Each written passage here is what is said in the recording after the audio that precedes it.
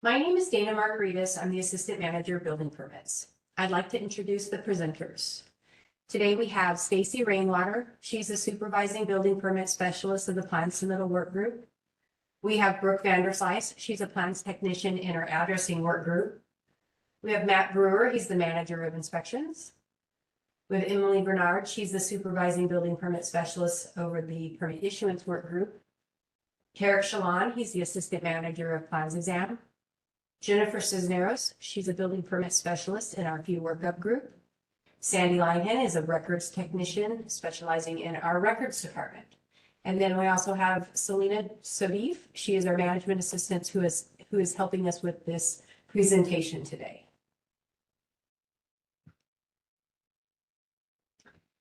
The building permit process may include other departments and agencies and will require their approval prior to issuance.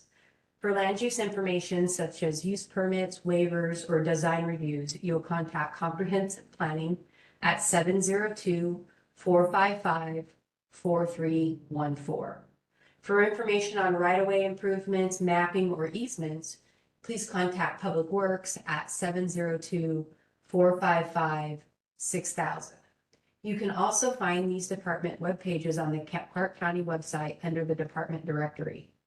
It's also a good idea to check with your utility companies like Las Vegas Valley Water or Clark County Water Reclamation District. They may have a condition that will need to be met prior to issuance or prior to your final inspection. If you are unsure what type of contractor's license is required for a permit, or if you want to verify a contractor has a valid license, you can contact the Nevada State Contractors Board at 702-486-1100 or visit their website at nvcontractorsboard.com.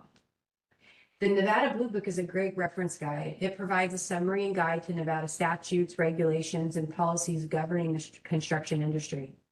The frequently asked questions include topics such as who can prepare plans and what type of work a general contractor can perform.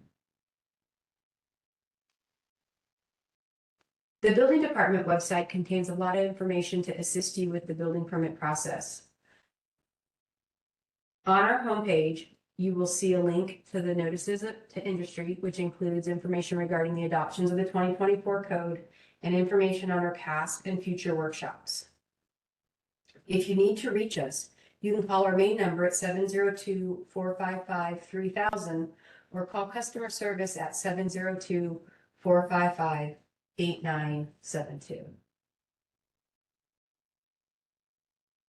On the building department website under services, you will see the list of divisions in the building department.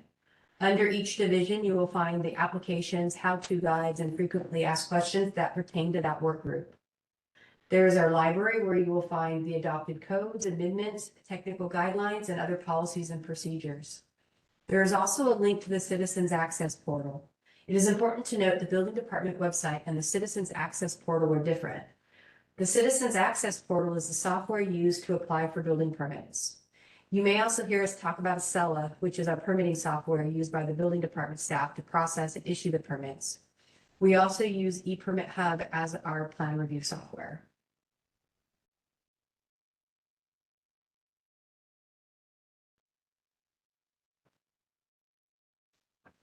To verify if Clark County is the correct permitting agency, you will want to verify which jurisdiction the property is located in. On the building department webpage, above services, select which jurisdiction am I in, then type in the address or parcel in the open web search box.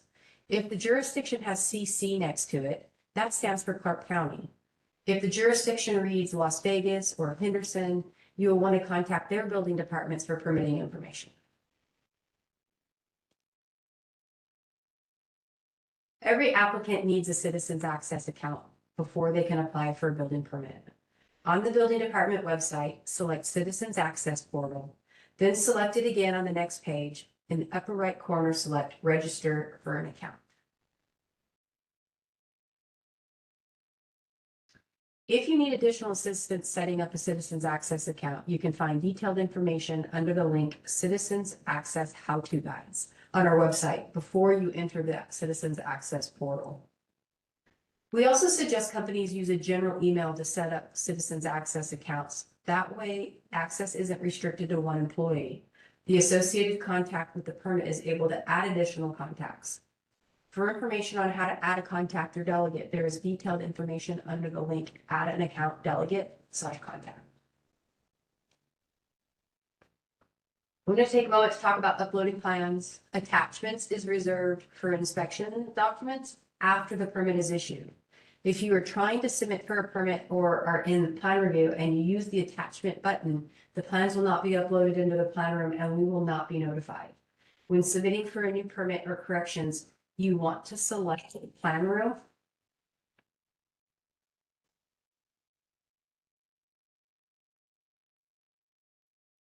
You want to select plan room, and then uploads. Select resume to upload the plans. Make sure you select finish when you are done uploading. The amendments button is used to add people or contacts, inspection agency agreements, QAA, and also to submit a revision after the permit is issued.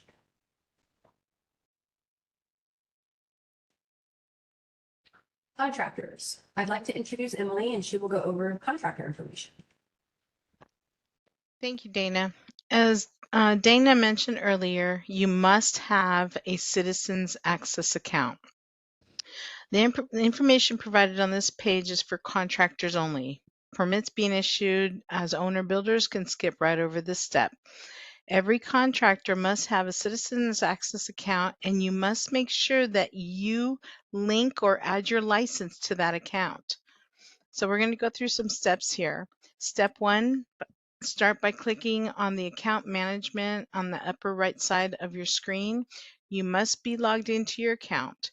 That will bring up the screen that shows license information. Step 2, under license information, you will do a search by adding your Nevada license number. Please make sure you add 2 zeros in front of the number. Do not exclude them or you will not be able to find the license. Then you hit the Find License button. Step 3, you select Connect and then OK. Step 4, the status will then show pending. It takes approximately anywhere from 2 to 6 hours when requesting under normal business hours, longer if our office is closed on weekends. Step 5, when the license is approved, the status will change from pending to approved. If not approved, the customer will receive a rejection email with information and directions on how to resolve to obtain an approval. Okay, plan submittal. Stacy will now discuss applying for a permit. So assuming that you already know the permit type that you need, when you are ready to apply, you want to just make sure that you're hovering over the appropriate division. So if you see here, it's going to be building. If you look in the little right next to it, you'll see comprehensive planning, fire prevention. So just make sure you're hovering over building. You'll select apply for permits. And then of course, you're always going to be prompted to agree to the little general disclaimer statements that are shown here under step 2. And then you can begin the process of selecting the permit type you want and then making your way through that application process. It's just important to note that anytime you're in the system, you want to continue clicking a continue button until you see finish. Once you click finish, that's when you know you're going to be on the right track, and then you'll receive an email telling you that we've received your application.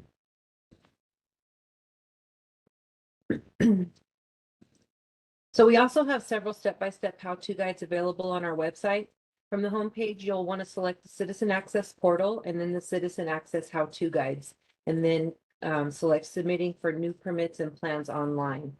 It's important to note at this stage that if there's general construction being performed under a general contractor's license, then all of those associated mechanical, electrical, and plumbing plans should be submitted with the building permit application and not as separate standalone permits. Now, there will be some exceptions. For example, noted here, if a mechanical contractor is installing a type 1 hood and is not the same contractor that's doing the mechanical work under the building permit, then they would require a separate standalone permit for that hood. Another example would be site lighting. So let's say you have a new commercial project that involves a building and site lighting. Excuse me. The site lighting is outside of the building and therefore would require a separate permit. So we understand that that's a lot to remember, and it can be confusing when it comes to permit types and all that stuff. So if you're ever not sure, we're here to help you. Our email address will be shown on our last slide, but I think Selena might even pop it in the chat, but it's eplansubmittal@clarkcountynv.gov. We'll be happy to answer any of your questions.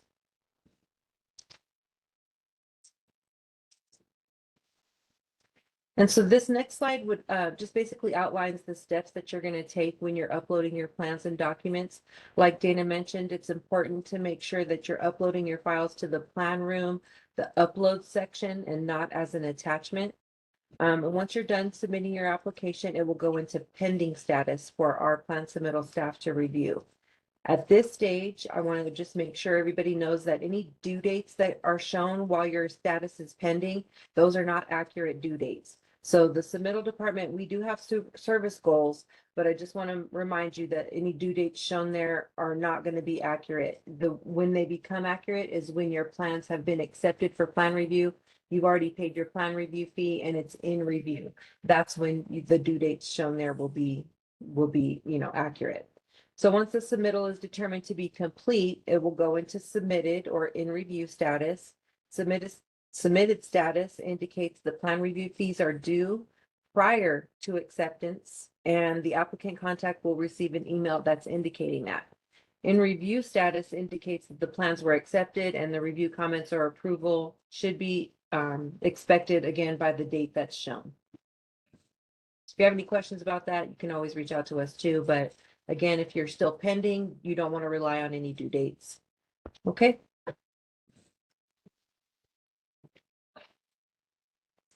And this slide is a guideline to help ensure that your files are uploaded and correctly identified. So when you're uploading that, everyone who needs to see that file can access it. And if they need to stamp it, it can be stamped. So for example, any files uploaded as the type documents, it cannot be stamped approved by the plan review team. So it's important to correctly categorize. As you can see, we have corresponding category type here for most plans, but if you're not sure, reach out to us and we'll be happy to explain to you which category to select.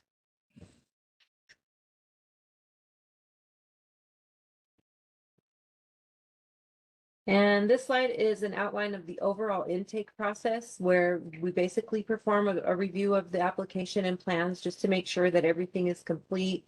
If all plans meet the requirements and they are complete, then a plan review fee will be generated and the applicant will receive an email that prompts them to pay. And once the application or plan review fee is paid, the application will be formally accepted and assigned to a plan reviewer. If any of your plans are incomplete or missing required information, we've got some documents incorrectly categorized or whatever the case may be, the applicant will receive an email with an additional information request, and the application will move from pending to waiting on customer status. At that time, the plan room is reopened so that you can upload any of the additional files or revised files. And then make sure, again, you want to be doing this from the plan room upload section and not as an attachment.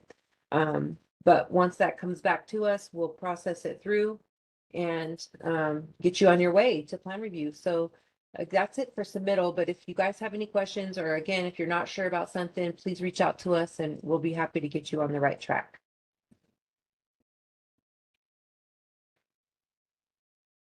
And there's I think Selena dropped it in the chat, but there it is. It is again. So eplansubmittal@clarkcountynv.gov. Thank you, Stacy. Thank And you. we're going to talk about push permits. Now, some permit applications bypass plan submittal and go straight to plans examination. We call these push permits. Some examples are residential solar permits, standalone subtrades like new gas lines or panel upgrades, residential pools, demos, and revisions. When submitting for a permit, be sure to answer all the questions, read all the help language, and upload all the required plans and documents to avoid incomplete submittals and/or wrong application types. We also have simple residential and commercial online permits that do not require any plan review. They include solar field reviews and electrical, mechanical, and plumbing replacements such as water heaters, furnace and condensers, and replacing electrical panels.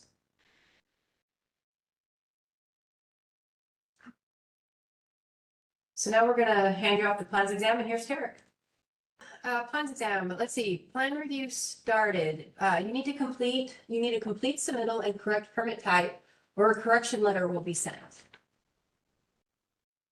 Processing status, see instructions for how to check a permit status on our website by selecting Citizens Access Portal on the left side. On the next page, select Citizens Access How-To Guides, and then how do I check a permit status online? The green check means this status is complete. An hourglass means the status is in process. So if corrections are required, see the video instructions for how to review issues or conditions on our website by selecting Citizens Access Portal on the left side. On the next page, select Electronic Plan How-To videos, and then reviewing issues, conditions, and notes. See video instructions for how to upload corrections on our website by selecting Uploading Corrected Plans and Docs. In the Citizens Access Portal, go to Plan Room and then Uploads. Then select Resume to upload the corrected plans, similar to when you first submitted. Be sure to select Finish so that a notification can be sent to the plans examiner. For approvals, once all review disciplines are completed, the permit application will go to Plan Coordination and then Permit Issue for fee workup. Note that you must be a listed contact on the permit application to submit corrections, revisions, download approved plans, or to pay fees.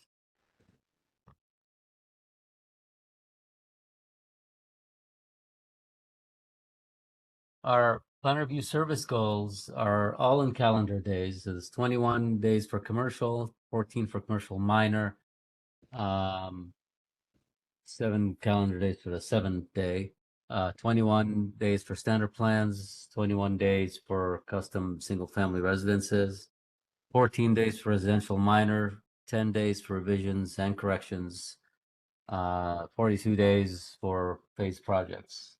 It's important to note that commercial projects have a valuation of $250,000 or more. Commercial minor have a valuation of less than $250,000 and do not qualify for the 7-day queue. Commercial 7-day must have zoning approval and a valuation less than $100,000. Residential minor are all residential projects that are not standard plans or custom homes. Phase projects must be approved through the phase design agreement.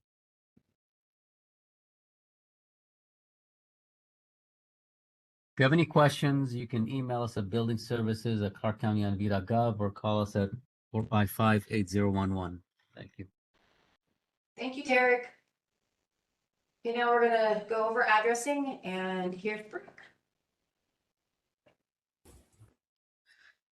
Hello, so addressing, in December of 2023, the building department acquired the transfer of Clark County addressing from Comprehensive Planning. The addressing work group is under the Permit Application Center Division, also known as PAC. The addressing work group is responsible for the following: maintenance of the addressing database, coordinating with the assessors, GIS, 911 agencies, and utilities, addressing of subdivision maps, reviewing new street names and street name changes, approving addressing changes, and coordinating and supporting zoning plans exam assignments of addresses to new building permits. Addresses and street names are assigned per the Las Vegas Valley Street Naming and Address Assignment Policy that was adopted by the Board of County Commissioners in 1988. Suite assignments for retail, commercial, and industrial complexes. A suite address will correspond to the floor it is on. For example, the first floor would begin with 100 and the 22nd floor would begin with 2200. A suite address will be in increments of 5 or more to accommodate for future subdividing. So you would have 100, 105, 110, 115, or 100, 110, 120, 130. A suite address will not be alpha or alphanumeric mix. and renovated buildings must comply with current suite unit assignments.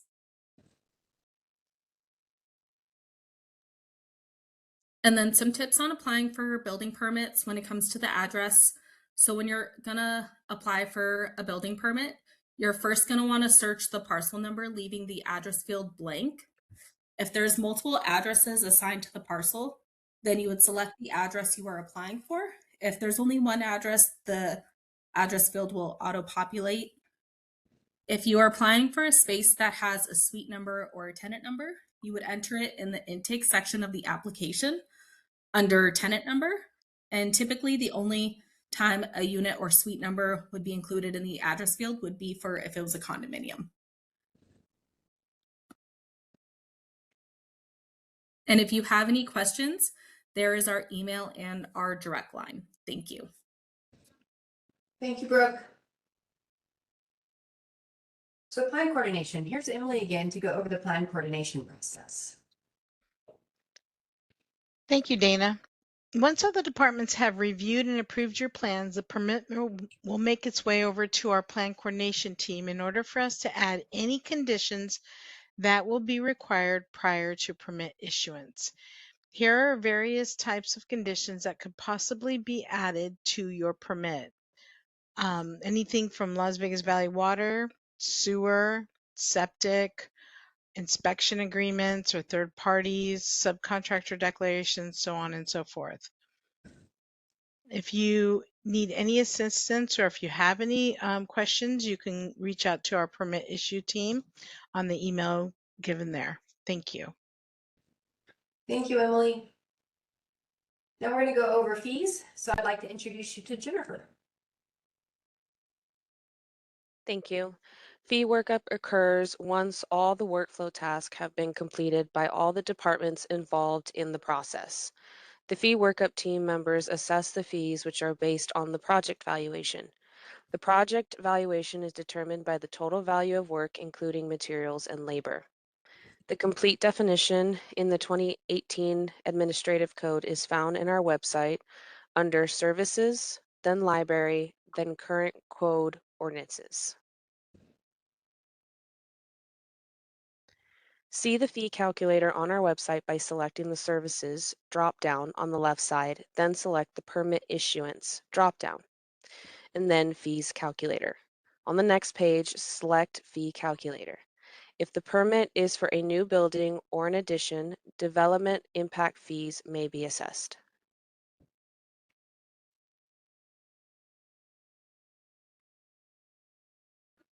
On the Fees Calculator page, select Fee Calculator.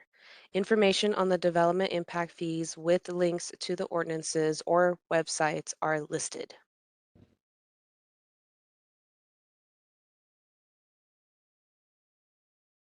At the top of the page, select the type of permit you are needing a fee estimate for. For building permits, select Permit. Enter the project valuation and select Calculate. Permit, plan review, zoning, plan reviews, and the electrical, plumbing, and mechanical fees will be listed.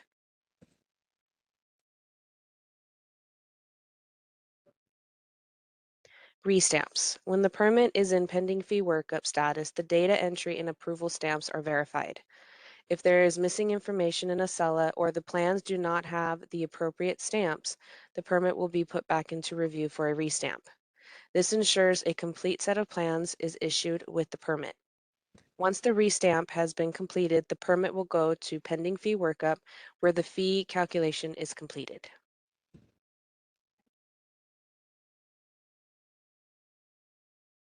Once the fees are calculated, the permit issuance workflow is completed. This moves the permit to ready to issue status, and the contact person is sent 2 emails. The first one is the ready to issue and payment email. This attachment is an invoice of the permit's calculated fees and total fees due.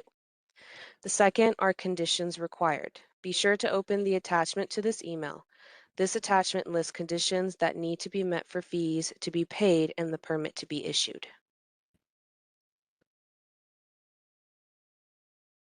And if you have any fee workup questions, you can reach us at ccbdpermitfees@clarkcountynv.gov.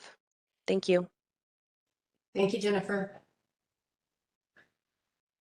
So now we're gonna talk about permit issue. So I'm gonna introduce you to Emily again. Thank you, Dana. So, like Jennifer said, please keep in mind that all prior to permit issuance conditions must be met before the system will allow you to make a payment. So it's very important that you open both emails up, the one with the fees and the one that lists all your conditions. That's the biggest mistake that customers make, is that they do not open up the secondary email and then they wonder why they can't pay. So you can also visit our website here for all the listed conditions and how you go about solving those. Next. Once all the conditions have been met, the fees can be paid by the licensed contractor listed on the application or by the property owner of record. Customers can pay via credit card, a bank account like an e-check or an electronic check, a trust account, or a wire transfer. Customers will be emailed a copy of the receipt and their permit directly via email once the payment has been made. The plans will be available for download by that customer. If you have any questions regarding wire transfers or trust accounts, please reach out directly to our finance team for assistance at the email shown below. And if you need any assistance, you can always reach out to our team, permit issue team, at that email, eplanissuance@clarkcountynv.gov. Thank you. Thank you, Emily. Now we're gonna go over revisions, and here's Tarek. Can everybody hear me? Yes, we can hear you, Tarek. All right. So when applying for a revision, once a permit has been issued and is in permit issued status or an active status, a revision can be submitted using the amendment button. You can find information on how to apply for a revision on our website by selecting Citizens Access Portal on the left side. On the next page, select Citizens Access How-To Guides, and then select Submitting Plan Revisions.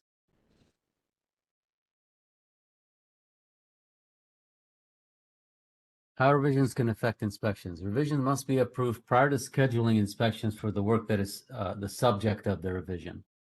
Work shall not conceal or load areas without approved revisions. All revisions must be approved prior to the scheduling of a final inspection.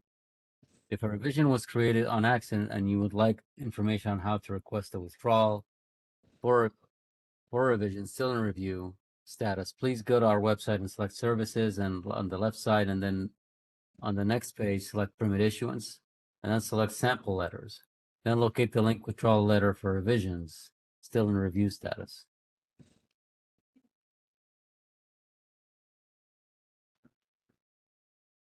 Revisions with additional scope. So revision with additional scope of work adds height, valuation, or square footage to an original record. Example, original permit scope, construct new shell building. Revision additional scope will be to increase the footprint. This qualifies for revision additional scope. Revision additional scope of work requires an hourly plan review form, which can be found on our website by selecting services on the left side. On the next page, select plan submittal and then select application forms. Then locate the PDF titled Hourly Plan Review Application Form -1017. Please indicate the additional valuation, square footage, or height on the Hourly Plan Review application, as well as in the Citizens Access Portal. When we talk about additional valuation, the additional scope may not necessarily be adding any area or height or anything like that. It could be, doing additional electrical work or plumbing, for example, which would require the additional valuation. Revisions additional scope of work cannot be used for pools, signs, fences, grading, or standard plans. Revisions additional scope of work cannot be used to change the original scope of work on the original permit, and it cannot add scope for separate permits required. Example, original permit scope construct detached garage, revision additional scope add detached casita. This requires a separate permit. Separate permits can reference that they are supplemental to the original permit or reference the original permit. Thank you, Tarek. Thank you. So now we're gonna go over inspections, and here's Matt. All right, happy Thursday, everybody. So inspections, we're out there to verify that you have a legal current permit, that your scope matches the work you're doing, the contractor is working from an approved set of construction documents, and that work being performed meets what is depicted on the plans and the base code. Next slide, please. So our most important thing we want you to get out of this is how to get a hold of us. You can obtain your inspector's contact information from the website. You select services, then navigate to inspections. You select the assignment areas and then the building inspector contact list. All the inspectors and inspection supervisors are listed on that phone contact list. You can give us a call. We'll help you out with the questions or try to give you a window of time of when we'll be there for your inspection. You can also navigate to the building assignment area map, and the map will show you who's assigned to what area of town or the valley, I mean, and see who the inspector and the inspection supervisor for that area is. Just be aware that we cover Monday through Friday. We're split shift. Mondays and Fridays we're half staffed. So refer to that phone list to find out who is off on those days, and just take it easy on those days because you know we're half staffed. So don't call everything in. Okay, next slide, please. Now to schedule inspections, you navigate through the Citizens Access portal, hover over the building tab, and then select schedule an inspection. Now here you can diverge a little. There's when you select schedule the inspection, that gives you the choice of an in-person inspection or a video inspection. The video inspections are for limited scope, mostly water heaters, HVAC, some solar applications, but those can be scheduled. Make sure if you want a video inspection that you use that tile, navigate to the calendar so you can select the appointment time that the inspector will contact the technician on site. You can also contact the inspections desk at 702-455-8040. Talk to a real live person. They'll help you schedule inspections, answer questions, or get you in touch with inspection personnel in the field. Now, realize you can only do inspection related things when the permit's issued. So if you're calling an inspector because you're having issues with something waiting in status or pending review, then we can't help you with that. Just wait till the permit's issued and call the inspectors. Okay, other than that, I think the next slide gives you our contact information, our email account, general email account. So if you have any questions, call that number, email that, or you can call me anytime. Thank you. Thank you. Okay, so now we're going to go over records, and here's Sandy.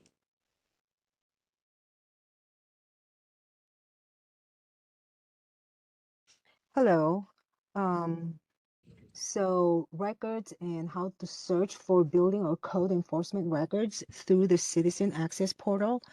Go to the Citizen Access portal and hover over building and select search permit. You can also change the start date and enter the permit number or case number or street number and street name and select search.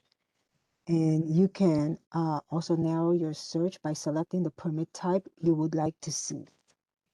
So once you have your search result, you can click on the column headers to sort the column. So for building and fire, code enforcement will show the prefix of BSC. Building records will show BD. Fire prevention is FP. And this search will also show the status of the permit. So, and also you have an option to download the result to an Excel file. So just click on that download button. Next slide, please.